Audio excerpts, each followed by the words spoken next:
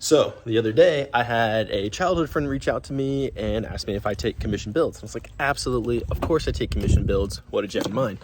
She and her husband are looking for a 10.5-foot farmhouse table. Here's a quick look at that table. This is what we mocked up. This is a 10.5-foot by 40-inch wide farmhouse style table with a pedestal base and 3 stretchers underneath. I'm gonna include 3 different C channels. That way we keep everything nice and stable. Since this is such a long table, it should turn out really, really well. So let's head to the lumber store and get to work.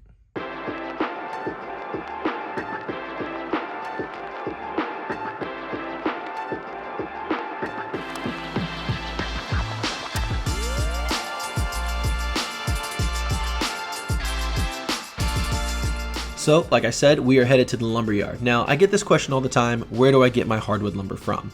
I live in the northern Indiana, Fort Wayne area, and I love working with Frick's Lumber Company to get any of my hardwood lumber that I might need for a project. They're a family-owned business. They have an excellent selection of lumber, and after talking it over with the client, we decided to use solid maple for the tabletop. Now, maple, unlike Douglas fir that you might get from a big box store, is a hardwood. It's got a higher density level versus like a Douglas fir or a pine that you might pick up from Lowe's or Menards. Those are going to ding and dent and just not really hold up over time. And my friend has 2 small kids that are really going to put this table through its paces, so we wanted to make sure that it was sturdy and could stand the test of time. Now with these massive 12-footers in the back of my truck, we can head home and unload. And thankfully, I had just a little bit of help to help me get things organized.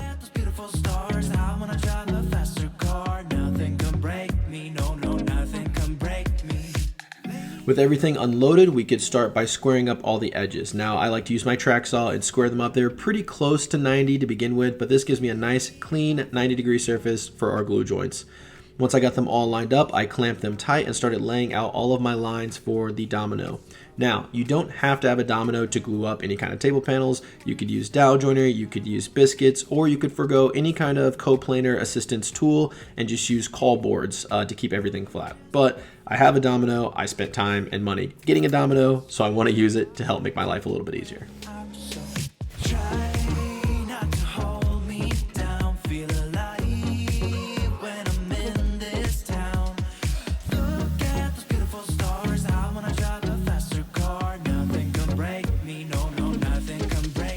With everything mortised out, I can start adding glue and driving home my dominoes. Now here's a quick tip if you're new to the domino. I find it glue-ups go a lot better if you cut one side of the mortise on the tight setting and then cut the corresponding mortise on the looser setting, maybe the middle or the top. There's 3 total settings. Just a little bit of a looser setting, and that way you've got a little bit of back and forth play. And it doesn't have to be a dead-on perfect tight fit, which can be a little bit difficult to accomplish, especially if these are big boards and you're working on your own. Now everything is getting glued up here. We're attaching 2 panels together, and I'll come back and do another 2 panels, just doing the glue ups in multiple stages to make it a little bit easier on myself, because again, these are 12-foot long boards that are 2 inches thick and it's solid maple. They're extremely heavy. Now, I know this is a table build, and there are a ton of table build videos on YouTube, so I want to make sure that mine stands out and that I can provide something extra. So it's going to be my goal to drop in a lot of random tips and tricks along the way that helped me when I was dealing with the table panel glue up, as well as just dealing with a table that's this size. The first of those tips is going to be pipe clamps.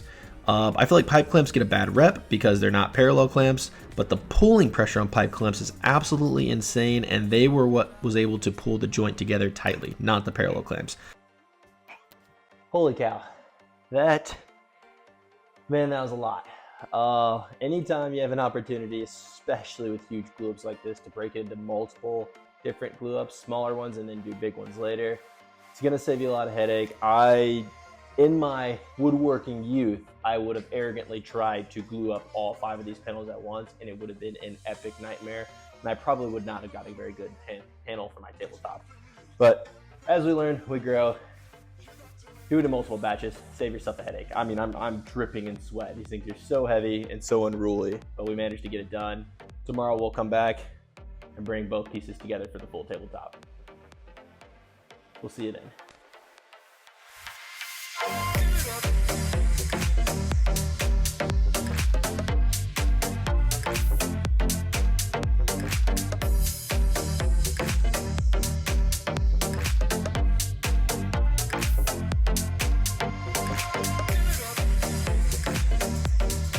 One eternity later. And now with the total panel glued up, my shop helper came back out to help me remove all of the clamps. Well, she tried to help. She needed a little bit of help in helping me, but it was still fun to have her around. She's always a joy to have in the shop.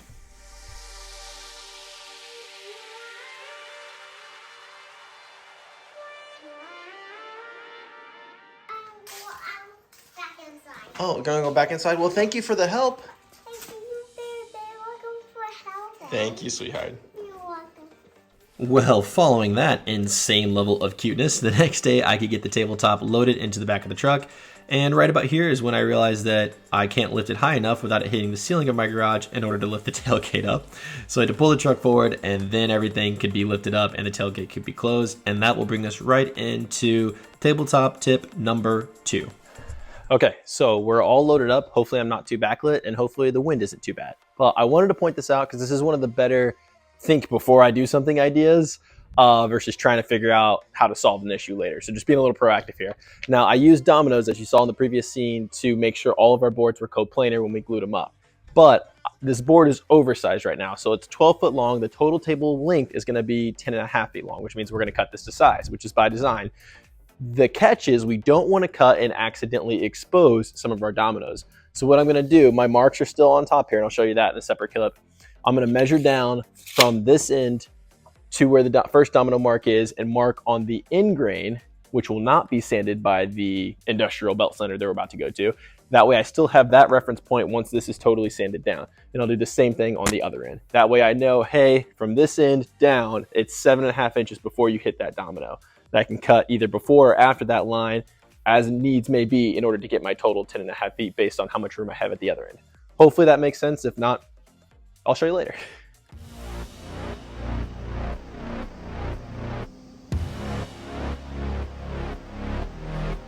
Oh man, I was so excited about these before and afters before the sander, and then I realized it took all 4 of us to get that in and out of the machine, and I forgot to film it. So back to the shop we go, and now we're ready to cut it to length.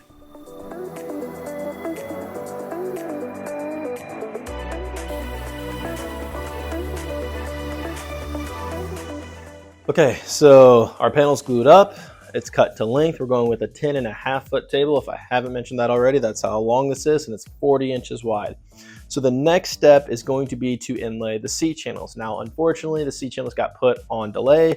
They're on their way, but they got pushed back a couple of days. So in the meantime, I know where I want them to go, and I have an engineer document from the guy who sells them on Etsy that shows me the exact dimensions as far as the width and the depth. So I should be able to lay them out and route them ahead of time and then just drop them in when they get here. Additionally, we haven't talked about the legs yet. The legs are actually 2 pedestal legs. I showed them in the 3D model earlier. I'll show it again here. Those 3D legs actually require a massive bandsaw to make. I don't have the equipment to make it, and sometimes you got to get the client what they want even though you can't produce it yourself. So I also ordered the legs from a guy on Etsy. Those are also taking a while to get here. So we're going to work on every bit that we can and then incorporate those new pieces as they show up to the shop. So not ideal, but you do what you can to get things done on time. Let's get to work.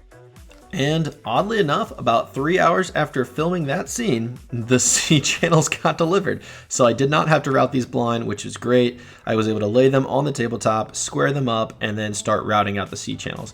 Now, for those of you who do not know what C channels are, this would introduce tip number 3. C channels are a steel channel shaped like a C, hence the name, with elongated holes drilled through them. You can secure these on the bottom using threaded inserts and bolts, and they will help negotiate with the table to keep it flat long term. Now, while I was routing out these grooves, of course, I ran into a little bit of an issue. As you can see here, my 1/4 inch bit just broke on me. So I soldiered on, got a different bit, and got them all cut and was able to drop them in. Now, tip number 4, back-to-back tips here. I received this threaded insert kit, and it came with an Allen key. I cut off the right angle of the Allen key so I can chuck it up in my drill, and then I can drive it in using my drill instead of turning the Allen key 16, 18 different times on each individual one. I also like to add a little bit of CA glue, both as a lubricant and as an extra hold feature. Driving these in nice and easy on the slow setting for the drill doesn't harm the wood, gets it in there quickly, and does not, again, take a ton of turns with the Allen key. This is an extremely helpful tip if you're somebody who buys a lot of Amazon furniture or IKEA furniture, or you're someone who does a lot of threaded inserts. This will save you a ton of time and possibly help prevent carpal tunnel. Now, moving on to the sanding. This is sort of a tip, but also something that would apply to any project, not just panels. Sanding is hugely important. It takes forever, it's super boring, so I try to make fun clips to make it seem more entertaining, but properly sanding is the difference between having a quality product when you're done and having a crummy product when you're done. Once I get everything sanded up to 120 grit, I followed around the edges with an 1/8 inch roundover bit, right there, which gives a nice, clean, professional profiled edge. And then I followed that up with a little bit of hand sanding just to make sure that everything was blended and felt smooth to the touch. Again, my friend has small kids and I don't want anybody bumping their head and getting any injuries here. So even though it's a drag, just make sure you do your due diligence on sanding. As for finish, we opted for a silver gray color. This is Rubio Monocoat's Silver Sky, I believe is what it's called. Goes on really, really easily, very durable finish. However, my camera did die, so this is the only finishing I actually got of the tabletop. My apologies. After it was done, my neighbor and I moved it upstairs. Sketchy scene, so I didn't film it. Instead, it went a little something like this. Pivot! Pivot! Pivot! Okay, so the legs have arrived. These are actually pretty nice quality. I will throw a link down to the guy on Etsy who made these. No affiliation. He was just a really great guy. I was in a bit of a bind as far as timeline. He put a rush on them and they showed up looking pretty nice. I opted for the not sanded condition because I'm just going to sand them myself and stain them and get them ready for the table. But yeah, really nice pedestal bases. They come in 3 different chunks: the main pedestal, the base components, and the upper components that are all attached using lag screws. I'll show you that in a little bit later, but first things first, we need to start sanding. So let's spend some more time sanding. Now, thankfully, when it comes to the base components, the sanding's not quite as important as the tabletop itself. Not a lot of people are gonna be rubbing the base to see how it feels. So just getting something that's soft to the touch and gets rid of all the saw marks is more than sufficient for the base components. There were a lot of funky angles, so it took a little bit of extra time, but overall, not nearly as labor intensive. Here's a quick close shot of what before sanding looked like and what after sanding looked like. The left is after, the right is before. Much, much cleaner look. So now that the sanding's done, I wanted to lay out lines on the bottom of the base in order to install leveling feet. Now, I think this is a good practice. It's a nice $15, $20 insurance policy. Anytime you're making something that has legs and is going to be standing in a client's home, you never know if that client's floor is level, if it slopes, if there's a bump, what have you. So adding leveling feet and recessing them to the bottom is just a nice way to ensure that your work is going to be level regardless of what surface it's sitting on. Now, in order to attach the lower assembly to the center pedestal, I drilled 4 massive lag screws up from the bottom, countersinking them through so they had good connection points on both pieces, and then down from the top in the same fashion. Now, I'm not really sure where I got this idea. I don't know if it was just due to the sheer size of the table, but as soon as I got the commission, I, in my head, thought this has to be knocked down. Everything has to be able to be disassembled so it can be transported, otherwise there's no way we can get it where it needs to go. And this just ended up not being the case. I probably spent 3 hours working with this Festool knockdown hardware, drilling all the different mortises, getting everything connected, and was just not really happy with the results. I'll talk a little bit more about that in the next scene here. Okay, so a brief update. Here is the Festool, let me get out of the way so you can actually see. The Festool knockdown hardware. It's just not very strong, and then there's a little bit of play. More than I would like to see in a high-end piece. So what I did is went out and bought these heavy-duty brackets, and I'm actually going to add them to the inside to just reinforce this connection. And I'll do 2 on this end and 2 on that end.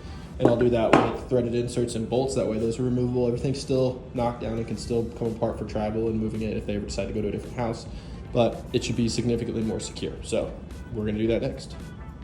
Okay, so I'm an idiot.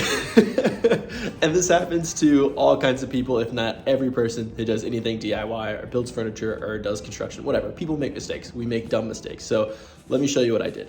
Here is the table base. Now I've been working on this table base, trying to get it to where I could break down all 1, 2, to start to do backwards, 2, 3, 4, 5, basically both pedestal legs and all 3 structures, to break them down into individual pieces. That way everything could be transported and put into the client's home when it was ready.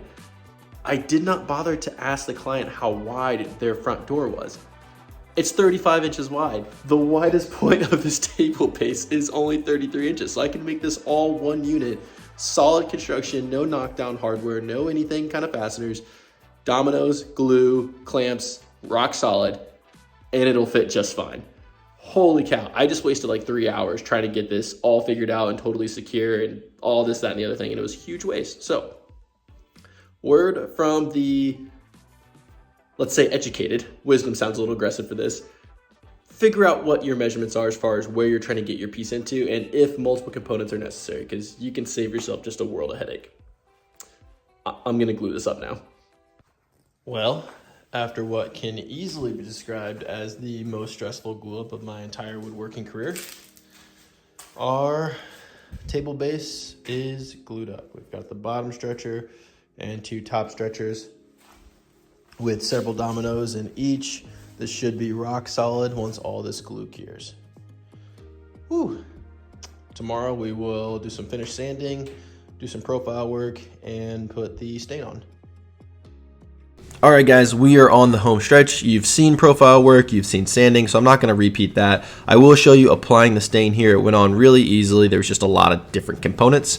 I put that on, then let it cure overnight. The next day I went back with my domino and cut in just a few slots to connect the tabletop with the base using some Z-clip fasteners. They allow for wood movement. They're super handy. I brought the tabletop back down and got it attached, and here's a couple of shots of it together in my garage before we packed it up for delivery. I think it came out really, really nice. I like the wood grain movement. I actually didn't like the color at first, but it started to grow on me. We got it delivered, and here's a few shots of it in the client's home the Wednesday before Thanksgiving. She got everything set up, and they were able to host Thanksgiving. The client loved the piece, which means Donnie Graham Builds loved the piece. So this one was done. Until next time, guys, get out there and get to work.